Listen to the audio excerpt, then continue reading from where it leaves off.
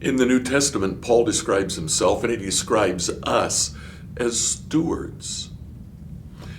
In 1 Corinthians chapter 4, verses 1 and 2, Paul says, "So look at Apollos and me as mere servants of Christ who've been put in charge of explaining God's mysteries." He literally says, who have been made stewards of the mystery of God. Now, a person who is put in charge as a manager must be faithful. There, Paul uses the term oikonomos. We have been put in charge as managers. The word economy develops from this. Economy, of course, looks at the totality of assets of an entity, of a family, of an entity, or of a nation. Paul says we have been placed in charge, literally, of the gospel of the kingdom of God. We've been put in charge of sharing that message. A few chapters later, chapter 9, in verse 17, he says, "If I were doing this on my own initiative, I deserve payment, but I had no choice. God has given me this sacred trust, this economy.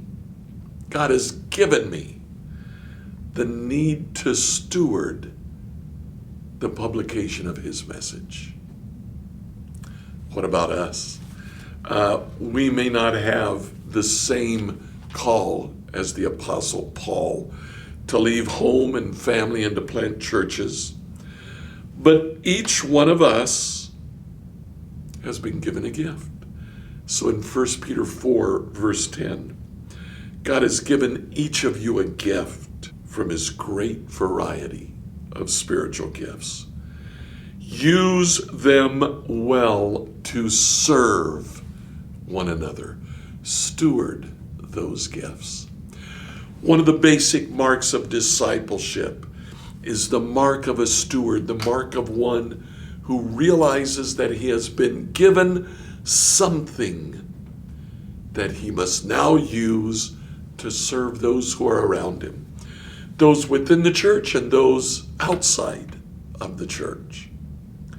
Today, as disciples, as we follow Christ, we are to do what Christ did.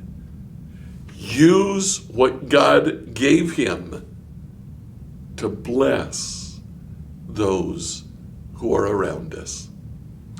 Today, look for someone to bless. I'll see you on Sunday when we'll continue talking about stewardship as a mark of discipleship.